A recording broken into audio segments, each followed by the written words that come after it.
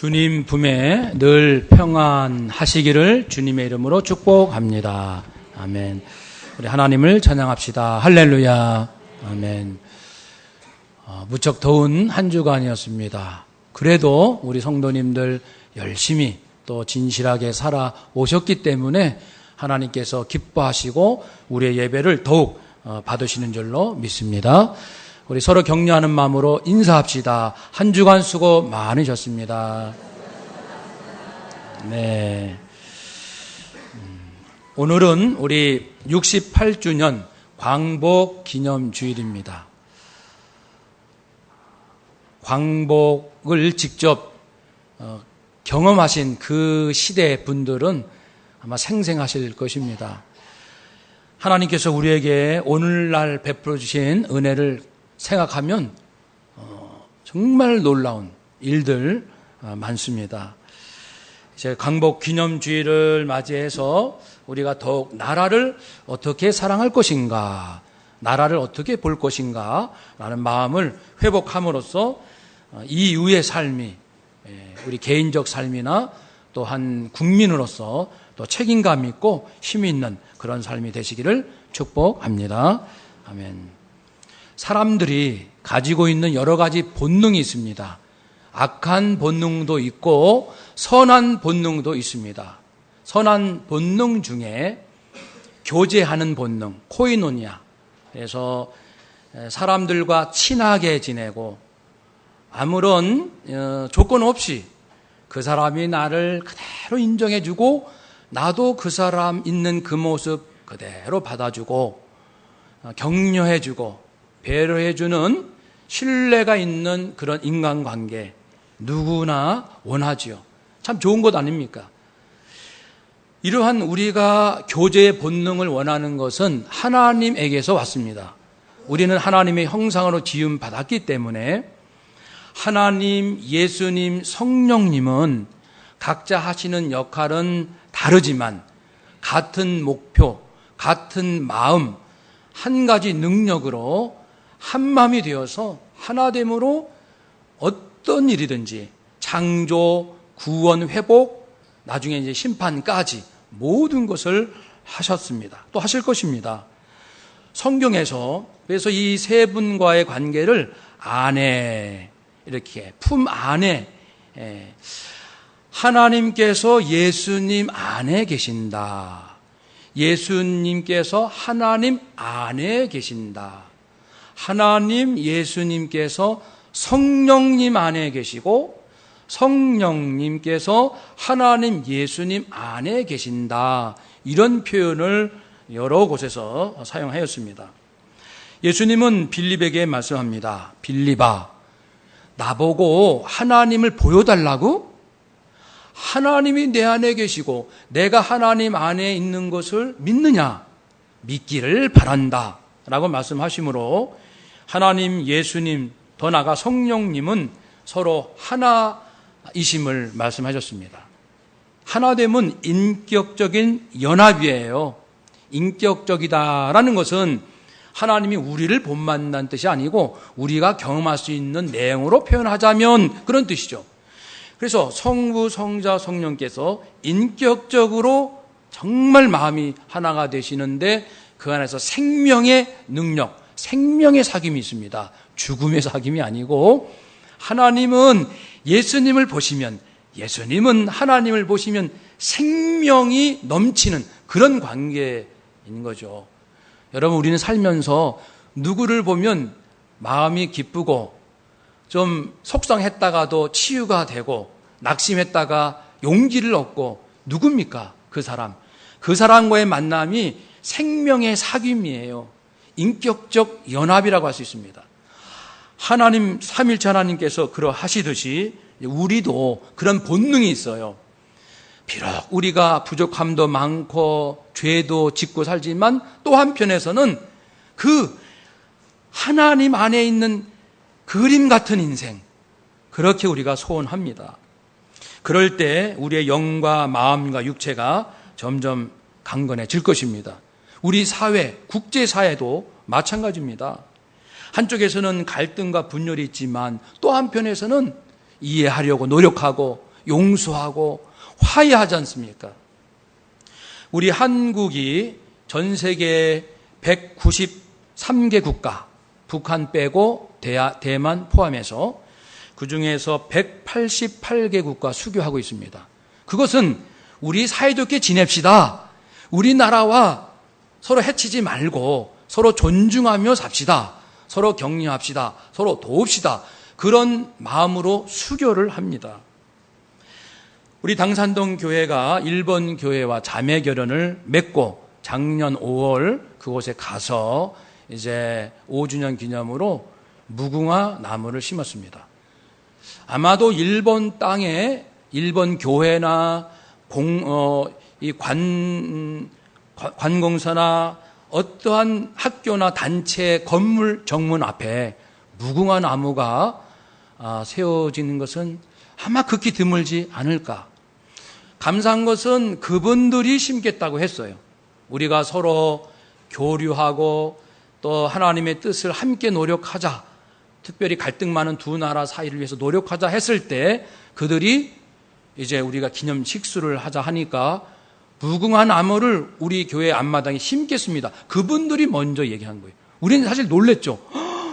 와, 그거 쉽지 않은 일일 텐데. 그래서 우리도 화답하는 마음으로 이제 벚나무를 심기로 했고 10월 13일 날 주일 예배 마치고 요 시간 예배 마치고 요 길가에 있는 가로수 2그루 입합나무는 다른 데로 이민 가시고 이제 그 자리에 벚나무 2그루를 심기로 구청으로부터 정식 허가를 받았습니다.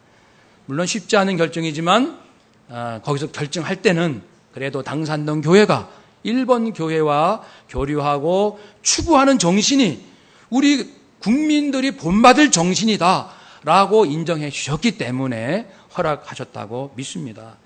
여러분, 우리는 정말 누구나 사이좋게 지내고 싶어요.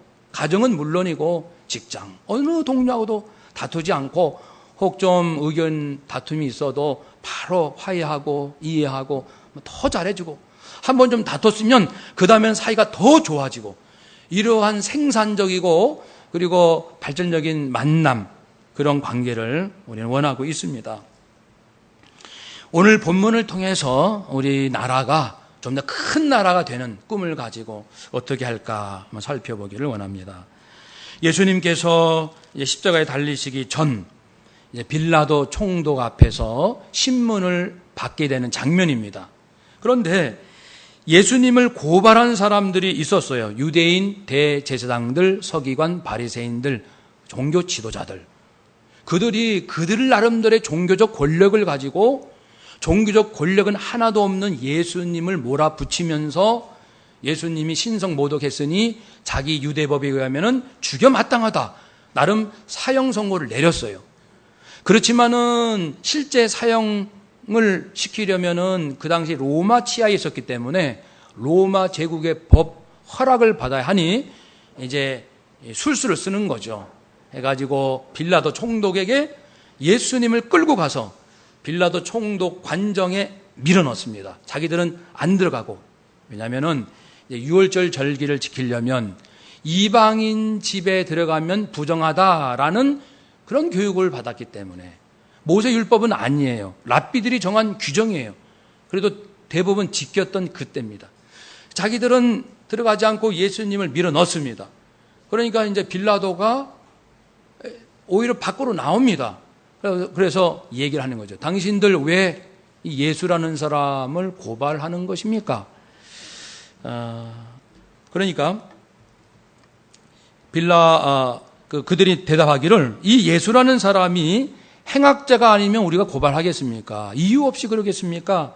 행악자라는 것은 심성이 악한 자입니다. 이 됨됨이가 아주 악의적이고 고의적이고 상습적인 그럴 때 쓰는 말인데 행악자 아니겠습니까? 근데 빌라도는 뜻밖에도 좀 귀찮아하면서 이렇게 하지 말고 예수를 다시 당신들에게 보낼 테니까 당신들 법대로 하시오. 왜 이랬을까요? 당시 빌라도는 유대 지도자들과 사이가 안 좋았어요. 그래서 유월절 절기도 됐고 사이도 좀 좋게 해보려는 마음으로 그들의 비율을 맞춰주려고 당신들 마음대로 하라고, 다시 주려고 하는 것이죠. 빌라도 총독에게 유대 지도자들이 예수님을 넘겼던 것은 십자가에 못 박아 죽이라는 그런 주문이었어요. 예수님께서 십자가에 죽으신다.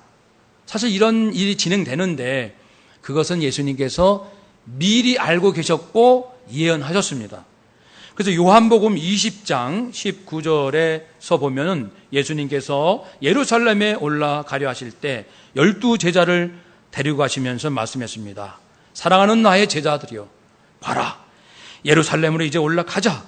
내가 대제사장과 서기관들에게 넘겨질 것이다. 팔려서 그들에게 넘겨지고 그들이 일단 나를 죽일 것으로 결단하고 그 다음에 19절에 그 다음엔 이방인에게로 넘겨줄 것이다. 그러면은 이제 그 집행하는 과정에서 사람들이 나를 조롱하고 채찍질하고 십자가에 못 박게 할 것이다. 예수님은요, 당신의 죽음의 과정까지 정확히 하셨습니다. 어떤 절차에 의해서, 누구에 의해서, 어떤 방법에 의해서. 좀 너무너무 놀랍죠. 그러나 3일 만에 내가 다시 부활할 것이다 말씀하셨습니다. 그러니까 이 절차는 사실 예수님이 알고 있는 하나님의 계획 가운데 진행되고 있습니다. 이제 빌라도가 다시 관정에 들어가서 예수님에게 질문합니다. 네가 유대인의 왕이냐? 저 사람들이 네가 유대인의 왕이라는 얘기를 했다고 나에게 고발했는데 정치적으로 이제 뒤집어 씌운 거죠. 지금 로마의 가이사 황제가 버젓이 있고 로마 총독 내가 버젓이 있는데 네가 이 땅의 왕이라고 했느냐? 그런 질문이죠. 그러니까 예수님께서 그런 질문은 당신이 궁금해서 정말 나한테 스스로 하는 것이요. 그 사람들이 당신에게 질문한 것을 나한테 하는 것이요. 그러니까 당신의 진실은 무엇입니까? 라고 묻는 거죠. 하나님 예수님은요, 언제나 우리에게 진실을 물으세요. 누가 이랬대, 뭐가 이렇다는데, 그때 하나님 우리에게 질문하십니다.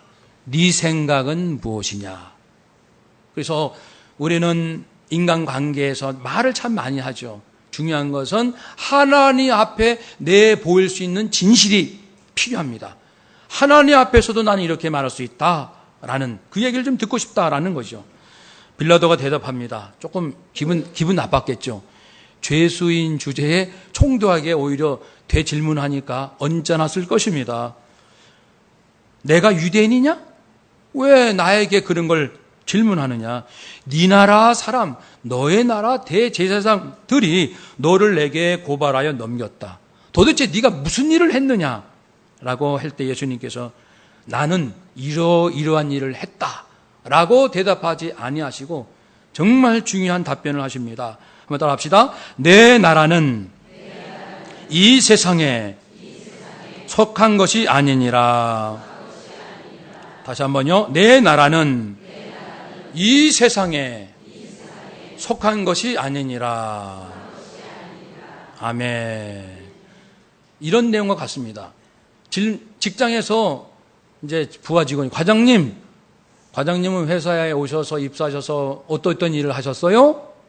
질문하죠. 당신은 이제 결혼해서 그동안 어떤 일을 했어? 이게 서로 질문할 때 답변이 이런 겁니다. 나는 이 직장은 나의 나라가 아닙니다. 그런 질문이에요. 그런 답변이에요. 이 직장은 나의 나라가 아닙니다. 나는 이 직장에서 일하지 않았습니다. 깜짝 놀라겠죠. 무슨 뚱딴지 같은 소리냐? 내 나라는 이 세상에 속한 것이 아니다. 그럼 너는 왕이 아니란 말이냐? 나는 왕은 왕이다.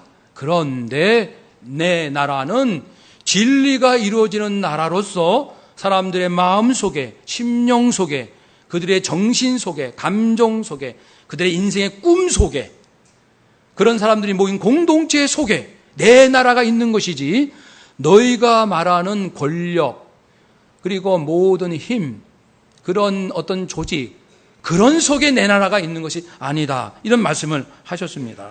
만일 내 나라가 이 세상에 속한 것이었더라면 내가 너희들한테 잡힐 줄 아느냐?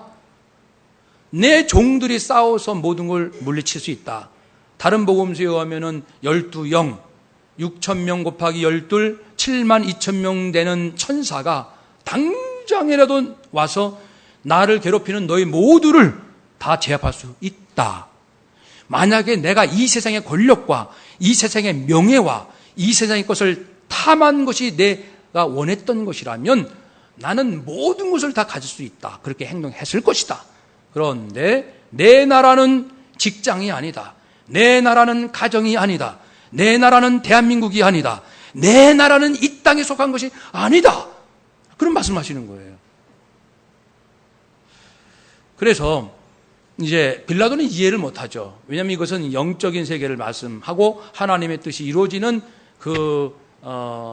영과 마음 속에 이루어지는 하나님의 통치의 세계를 언급을 한 것이기 때문에 우리가 사는 세상은 몸으로 사는 세상이 있어요. 몸. 먹고 마시고 자고 돌아다니고 경험하고 느끼고 이 몸의 세계. 또 마음의 세계가 있어요. 누구 이야기를 듣고 생각해보고 고민도 해보고 때로는 화도 좀 나고 이런 마음의 세계가 있지만 영의 세계가 있습니다. 영혼의 세계라는 것은 하나님께서 통치하시는 곳이에요.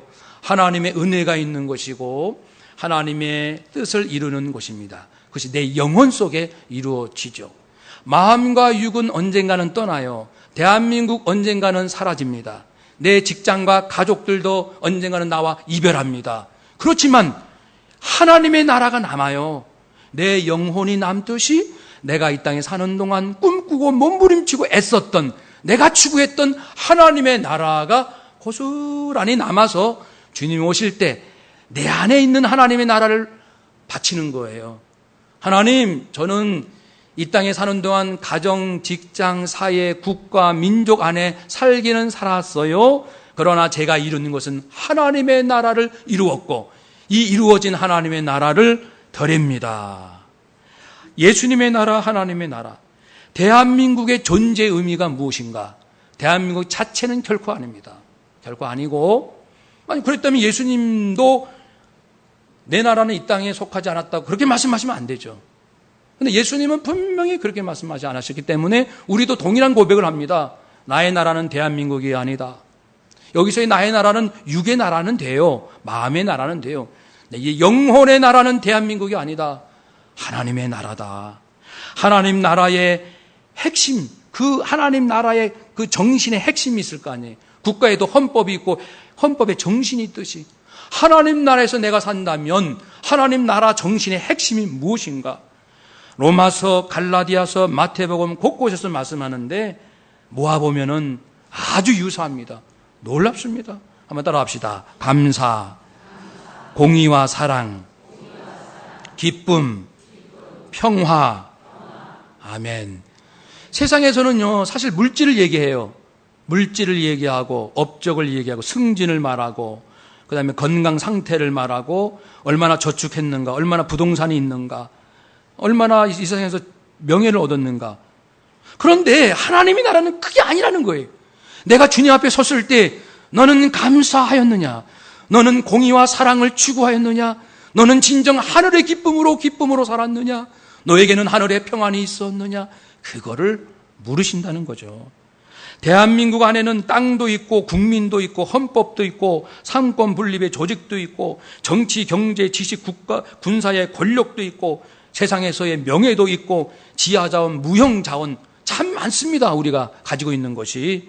이것을 총동원하여 내가 살아있는 동안, 살아있는 요 동안 우리가 가지고 있는 개개인은 개인 차원에서, 국가는 국가적 차원에서 총동원해서 우리가 추구할 것은 다시 한번 따라합시다. 감사, 공의와 사랑, 기쁨, 평화. 할렐루야. 이겁니다. 이걸 놓치시면 정말 인생 후회하고 땅을 치고 통곡합니다. 훗날에 알면 안 되잖아요. 육의 세계와 마음의 세계만 머물지 마시고 하나님의 나라, 내가 어떤 형편에 어떻게 산다 할지라도 하나님이 원하시는 것은 너는 정말 하나님으로 감사할 줄 아느냐? 만족할 수 있겠느냐? 네 안에는 공의와 사랑이 있느냐? 너희는 세상이 주는 기쁨이 아니라 예수, 내가 주는 기쁨으로 기뻐하며 살았느냐? 너는 세상이 주는 평안이 아니라 내가 주는 하늘의 평안으로 누리며 살았느냐? 그렇게 말씀을 하시죠. 그래서 우리는 대한민국을 살면서 눈을 부릅뜨고 이제는 책임감을 가지고 마치 뭔가 감시하는 건 아니지만 책임감을 가지고 두 눈 부릅뜨고 살아야 됩니다. 그냥 사는 세상이 아니에요. 대한민국이 눈에 보이는 물질과 마음 차원의 대한민국이 아니라 하나님 차원의 대한민국을 보셔야 됩니다. 그러기 위해서 우리는 창조의 영성으로 가지고 있는 우리 모든 자원 정말 공의롭게 잘 사용하고 다른 사람 억울함 없도록 하고 어려운 사람 특별히 나눠주는 공의와 사랑을 잘 실천하는 물질이 돼야 돼요. 여러분 안에 부동산이 있을 겁니다. 집도 있고 땅도 있고 상가도 있고 우리가 가지고 있는 부동산의 의미는 이것을 통해서 누군가를 기쁘게 해야 돼요. 함께 행복해야 돼요. 감사할 줄 알아야 됩니다. 하나님의 그 뜻이 이루어져야 되는 거죠. 그렇게 되고 있는 것 같습니까? 어려운 이웃을 나눠줘야 됩니다. 내가 내 재산을 이루는 과정에서 절대 불의한 일을 해서는 안 되죠. 그것은 하나님의 주시는 영성이 아니기 때문에 대한민국이 하나님께 복받는 나라가 되기 위해서 우리는 창조의 영성으로, 그리고 두 번째는 구원의 영성으로. 북한이 우리를 위협하지만 강해질 수 있는 것은 우리가 전도를 많이 해야 되고 선교를 열심히 해야 합니다. 하나님께서는 한 영혼 구원하는 일을 제일 귀하게 여기십니다. 교회마다 주일마다 사람들이 꽉꽉 모여서 기쁨으로 찬양으로 예배를 드려야 됩니다. 하나님께 박수를 치고 영광을 돌리고 모든 것은 하나님의 은혜였습니다. 하나님 저희들을 긍휼히 여겨주시고 이 땅을 불쌍히 여겨주세요. 이렇게 막 살아있는 예배를 하나님께 올려드리고 구원받은 예수 믿는 사람다운 정신, 예수 믿는 사람다운 능력이 있어야 돼요. 이게 구원의 영성입니다. 구원받은 자가 구원받지 않는 자고 무슨 능력의 차이가 없다면 뭔가가 문제 있지 않겠습니까? 돈으로 힘쓰는 사람 누구는 못해요. 세상 권력으로 힘쓰는 것 누구는 못합니까? 근데 우리는 예수 피의 능력으로 산다는 거예요. 예수 생명의 능력으로, 예수 사랑의 능력, 예수 기쁨의 능력, 진리 말씀의 능력, 성령의 능력, 이것이 구원의 영성입니다. 이런 능력으로 사는 사람이 이 땅에 많을 때 북한은 우리를 넘볼 수도 없고 이길 수도 없을 것입니다. 왜냐하면은 불의는요, 우리가 만약에 북한이 불의하다 그러면 우리가 이기고 싶습니까? 불의를 이기는 것은 또 다른 불의가 아니고 하나님의 공의입니다. 내가 공의로울 때 상대방이 불의를 이기는 것 아니겠습니까? 그러니까 우리가 인간적으로 혈기를 부리고 단지 물질적 군사력을 믿을 것이 아니라 북한에서 어렵게 우리를 할 때마다 우리는 다짐해야 돼요. 더 공의롭게 살아야겠다. 더 진실하게 살아야겠다. 내가 더 올바르게 살아야겠다. 더 사랑하며 살아야겠다. 이것이 그리스도인의 구원의 영성과 힘입니다. 거기에서 평화가 당연히 따라올 것입니다. 평화의 영성. 북한에서 우리가 서로 여당 야당 싸우고 지역 갈등, 세대 갈등, 빈부 갈등, 무슨 갈등이 많으면 좋아할 거예요. 갈등이 많은 것은 힘이 없잖아요. 근데 서로 격려하고 나누어주고 양보할 줄 알고 따뜻하게 용기를 주고 이러면은 북한은 겁을 먹을 겁니다. 그러니까 원수와 적은 밖에 있는 것이 아니고 우리 안에 있습니다. 우리가 두려워하는 것은 누구 때문이 아니고 나의 부족함 때문에 두려워하는 것이죠. 우리는 오늘까지 48일 동안 앞으로 이제 4일 더 할 텐데요. 6.25부터 8.15까지 전교인 문자를 통해서 나라 민족을 위해서 기도하고 있습니다. 저도 이제 9시 2분이면 딱 날라오는 문자 보면 참 기분이 좋아요. 아, 내가 이렇게 나라와 민족과 치유, 회복, 화해, 용서, 겸손, 회개 이런 문자를 받으면 마음이 깨끗해지는 것 같더라고요. 영이 좀 맑아지고 아 그렇다 이렇게 살아야지. 사실 나라 민족은 너무 멀리 느껴지거든요. 그런데 한 번 받고 두 번, 10일, 20, 30, 40일 점점 지나면서 이제 나도 모르게 내 수준이 나라 사랑 민족을 염려하는 것은 당연한 일로 그렇게 훈련이 필요하구나. 사랑하는 여러분, 나라를 사랑하는 방법, 대한민국이 하나님 나라가 되도록 하는 방법은 그리 어렵지 않습니다. 우리가 일본과 교류하고 무궁화 나무 심고 벚나무 심고 이렇게 매일같이 짧을지라도 정말 나라와 민족을 위해서 기도하고 내가 어떻게 하면 나라를 사랑할까? 어떻게 하면 북한이 두려워할 사람이 중학교 2학년이 제일 무섭다고 하잖아요. 북한이 쳐들어오지 못한 이유는 남한에 중학교 2학년이 있어서 걔네들이 제일 겁없이 날뛰니까 그것이 아니고 북한에서 당산동 교회가 워낙 기도를 세게 한다. 그 사람들은 정말 공의로운 사람들이야. 한 사람도 아니고 의인 10명만 있어도 소돔과 고모라 성이 멸망하지 않는다는데 당산동 교회 남녀노소 500명이 하늘의 뜻을 구하고 있으니 다른 것으로는 겁을 나지 않는데 당산동 교회를 보면은 그들의 영적인 능력에 기죽어서 우리가 두렵다라고 할 정도로 힘은 우리 안에 있는 겁니다. 하나님에게서 오는 것이죠. 부디 우리 남은 인생 정말 최고로 대한민국 사랑하고 수준 높게 사랑하고 내가 먼저 본이 되고 해서 이제 사람들도 나라와 민족에 관심 갖고 행동 하나하나가 하나님 나라, 대한민국, 내 직장, 가정 다 일치가 되는 그런 놀라운 승리의 삶이 되시기를 주님 이름으로 축복합니다. 아멘. 기도하겠습니다.